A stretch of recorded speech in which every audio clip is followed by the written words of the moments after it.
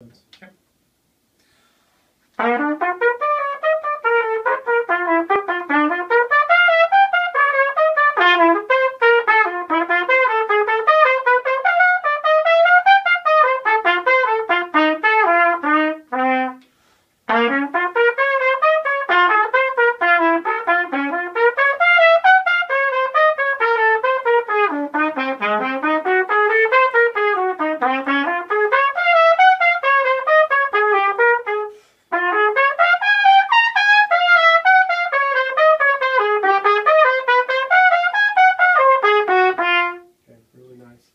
So you're playing over the breaks very nicely. Oh. So what that means is that you're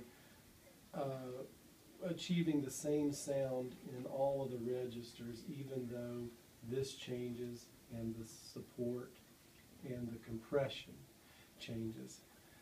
What are some of the challenges in this opening passage? Definitely air support. You know, even though I'm playing it at a slower tempo, trying to see how far I can make it and be as efficient with my air. And I mean, not like tonguing too hard or lowering my jaw. You know, just trying to be accurate. You know, accuracy. Yeah. So it is all about the air. It's all about the articulation. Mm-hmm. And articulation means really two things. It's the actual tonguing, but it's also tongue placement, because the articulation changes in each register that you're playing in. So the tongue arch makes your articulation, the actual striking of the note, be in a different place. And that's one of the things you're doing nicely. Yeah. Like in the Hickman book. Yes, exactly. Exactly. So we've gone over this, and that's why you're doing this nicely. But it's the combination of the air and the tonguing, because they do work. You could be the best articulator on the trumpet, but if the air isn't supporting that, then it's not going to sound right at all. So let's do just the very first two lines again. Okay. And let's think about how we're breathing. Breathing means inhale and exhale. Okay. So this time, I think your inhale is very, very good. Let's think about going straight with your air, regardless of what register that you're in. You're always going to think, okay. Okay.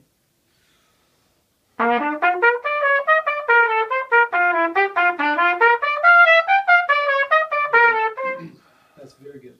That's very good. Try to change with the register. So it's more supported. Very good. Got it.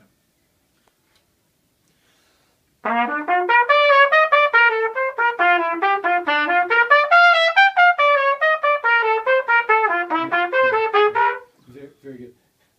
It's tremendously different. Yeah. Now, we're just making decisions here, because really, for the most part, all of this technique is part of your playing. You've ironed these things out. We've ironed them out quite a bit in our lessons. But it's the application of those things. Now, do you feel like your tongue position is changing? I know that the articulation, for the most part, except for it's slurred and tongue, the articulation stays the same. But the registers the registers are different. Yeah. So because the registers are different, your tongue placement goes into a different place. Yeah, right? I feel like I go higher, that it's more forward, so that changes like what's going on in my mouth. Right. So let's do that, just so we make sure that you know exactly where that's at. So if you want to play for me, please, a G, just a G on top of the staff. Just play it first. Right. Good. And if you were to think about inserting just a little small, let's call it a water balloon. Oh, yeah. Right? And we talked about this one time before. Yep. The water balloon is significant. You can find like something else, maybe a BB or a marble, but marble's no good because it's not malleable. You can't change it. Yes. So the water balloon, and what I want you to do is to think that that's right in the back of the top teeth. So your tongue is holding it there, like, okay? And just play the note holding that water balloon there. Okay, it's really different, but try it. It may not work first. Right? And then the G in the staff. So the water balloon is as far down. As a matter of fact, the reason we're calling it a water balloon is because the low G, the water balloon is Like a round. circle, yeah. Is round. The G on top of the staff, you're flattening it out. Yeah. Now what you do by pushing it against your teeth, you're flattening it out, right? Like, and the key is also not to go too far. I mean, if you push it far enough, water comes through your teeth. Yeah. Well, Right? It's like you don't want to break it. Yeah. Right? So just do that. Do the G first, the low G, the G in the staff. Try that with the water balloon. And then ascend with a G scale, yeah. and just make the water balloon into an oval shape. Tongue it or slur it? Let's slur it, Okay. but just make sure that it's moving forward. Everything's moving forward. One last thing, move the corners forward too. Don't because this stops the effect. Yeah. If you bring your tongue forward and you pull this back, Yeah, well, then your lips don't vibrate. they as well. cancel each other out. Yeah.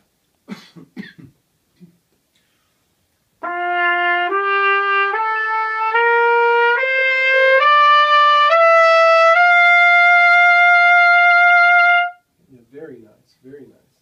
And I want you to look on this video that you're recording so you can see that, and in particular so you can hear that there is a change in your sound. Sometimes it's hard to hear when it's happening in the moment, especially if you're concentrating on a lot of the things that I'm saying. But the key is to do what you've always done, what I've always wanted you to do, which is to record the lesson, videotape it, look at it, assess it. That's when you can really give yourself a chance to hear that what I'm saying is really true. It does change your sound.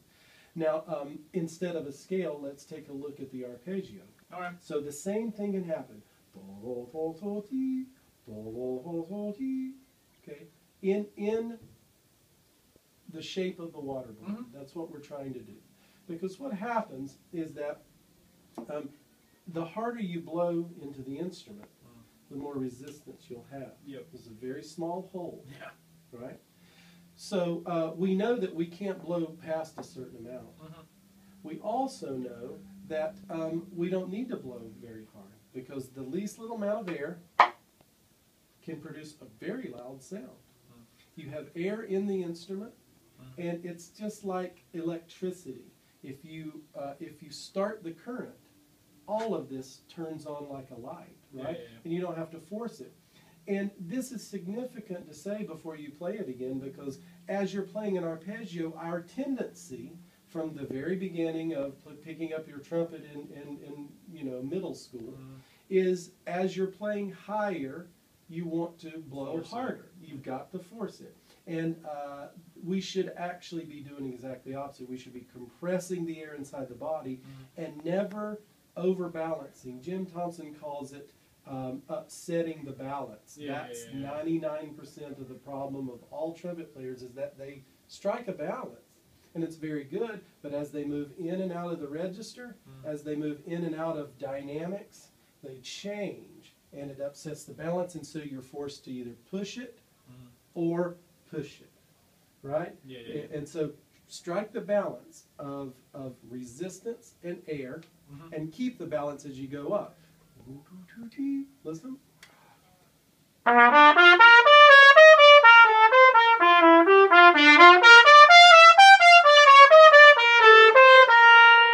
Okay, try to just keep everything straight.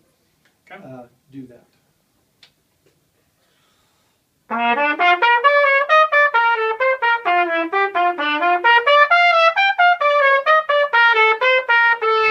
Very good. Very good. Very good. Yeah. Very, very different. Yeah. I'm hitting you with a lot of things right now, but I want you to consider one other thing, and let's just play it again immediately. Play exactly what you just played. Yeah. Play it exactly in the same way. Change one thing. Listen.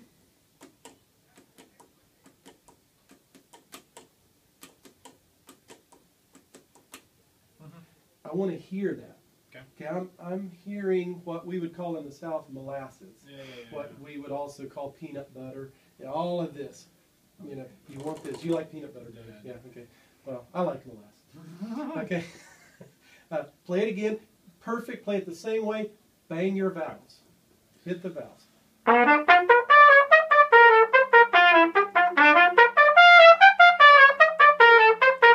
Let me warn you one other thing. Let's play it again.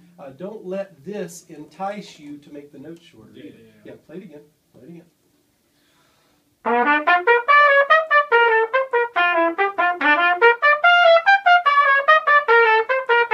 It sounds solid to me. That sounds dead on. That's exactly great. Exactly great. It is this compression that we're trying to create. And the compression is two things. It's air going this way and it's air going this way. And the definition of compression is the balance of those two things. And when we play the Thompson book, the stamp, when we play the colon, what we're doing is we're striking that balance.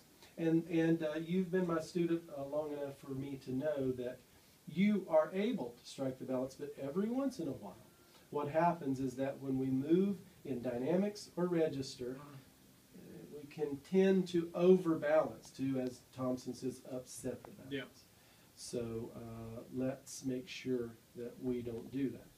Here's another thing too. The shape of your notes are important.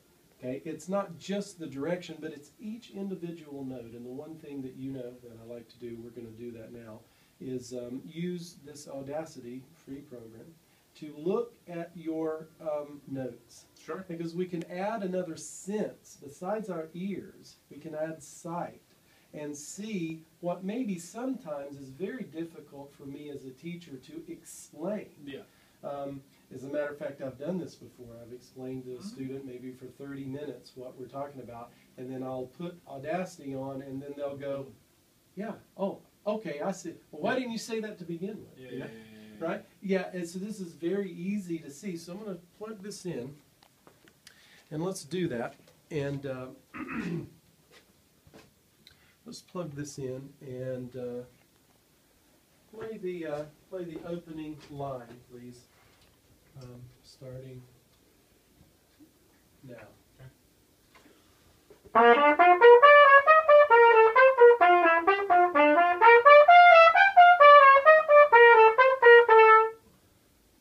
Okay, very good, very good. Now, there's already a few things that we can see about this. Quite frankly, it's pretty good. It looks very consistent. But one thing that we can see, and we're going to slow this down so we can see it even better, is that right there is a tapering off of the note. You see that? Yeah. And what that looks like is the tail end of a football, right? And a lot of times, and the reason that I think this is pretty good and consistent for you, is that a lot of students, they'll have the front end of the football too. Wow. Wow, right? So what this means to me is, first of all, your articulation is very good. But your connectivity between one note and the next starts over every time. So if you have this motion like this, if you continue to go like that, this is work. This is work, and it starts to work you. So what you need to do is to create, instead of footballs, you need to create bricks. Right? Create some bricks. And what happens then is that you turn basically the water on. Okay? And the water is on, and the same amount of water is coming out, no matter what. Let's say, for instance, you have 2 water hoses.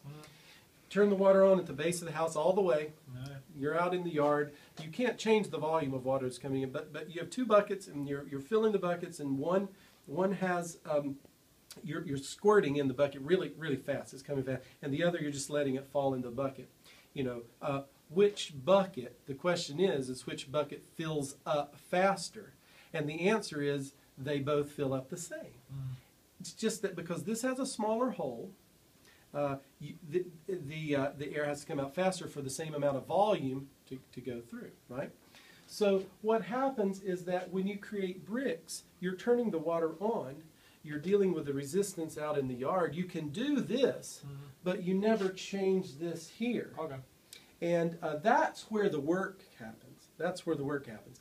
And this is kind of analogous to this. It's also analogous. It's really pretty much this too. Another example is if you're in your car and you're driving down the street and you do this to your gas pedal. Like this. On, off, on, off, on, off. You don't really speed up a lot and slow down a lot, but what you do is you really waste your gas.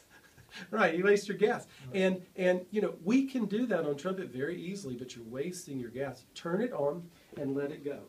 Okay?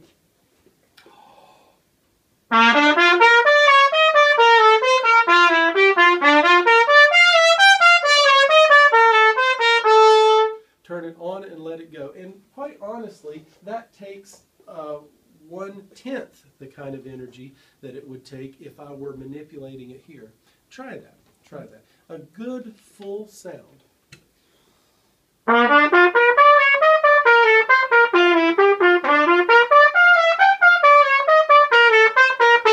It's a completely different player. There's no question. So we always have this in us, but we have to decide how you want to go about it. And it's always the approach. It's always the approach. And what is the approach? We've talked about it before, right? It's the efficiency and the ease of playing. If you ever want to know how to play, technically, you think to yourself efficiently and easily. If you ever want to know how to play musically, sing it. Sing it. That's how you play it. And you know, you can tell yourself that. So now let's record it again. Play it a little slower, and let's try to create bricks. Of course, you're not going to watch this. You're going to watch your music. But let's try to create bricks, and let's see how that sounds. It involves the air going forward, and it involves not tailing off every note, really what's happening with your embouchure. It involves this, and it involves this. Okay. Slower too, right? Much slower, yeah. Okay. Yeah, maybe not much slower, but just relatively slower.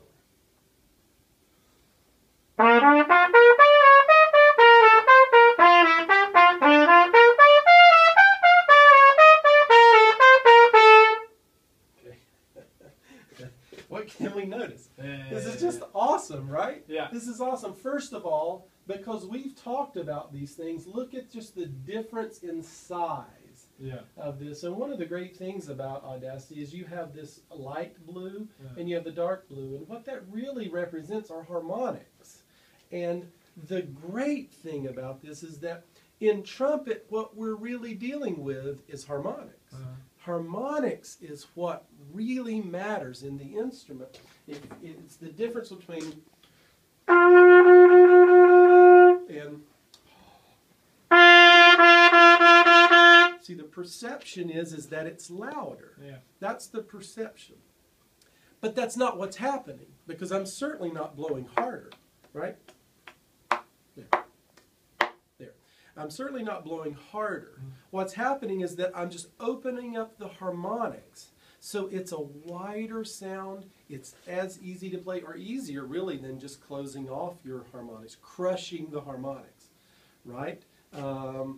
And by doing so, there's much more presence to your sound. Right?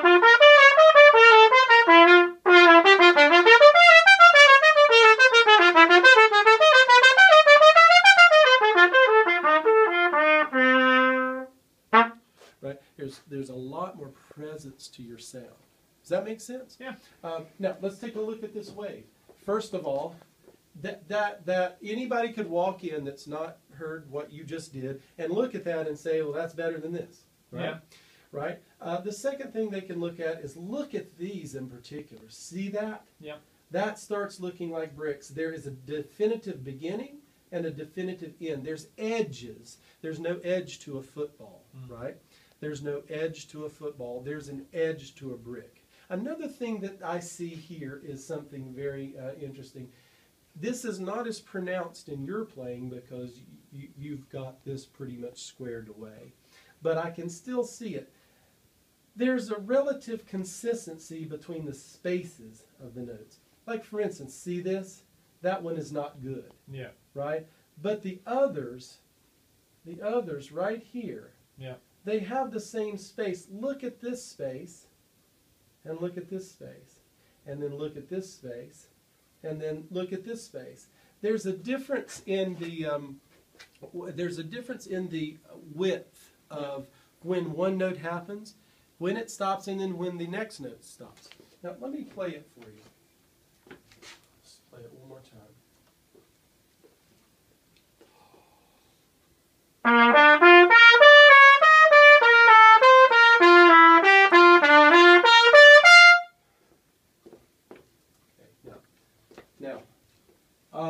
More definition. Yep. More compressed and compact. See, the spaces are kind of the same, right? Yep. Let's find some faults. Something happened there. Yep. Right? Right? I think a fault is here, too. I think some of this is the musicality. Yeah. Right? But this size isn't the same. So what we're talking about really is something that will help you out with your technique. It is important, I believe, to do this in two phases. Do it as a technical issue. What that means is that you're taking the musicality out of it. That's necessary. That's necessary in order to get all of the physical components lined up. So that's very necessary. The second phase is that add the music, because in the end, that's all that matters. You know, we're not here to learn how to become great trumpet players. Right. We're here to become great musicians and artists. And this is our vehicle. So we have to deal with the trumpet stuff. I want to say something really quick. I know you need to go. Yeah. I want to say one other thing that's important, and that is that we always have to remember that this instrument requires us to be, quite frankly, a different person. It's like wearing two different hats, right? So it's very important to recognize that. Two different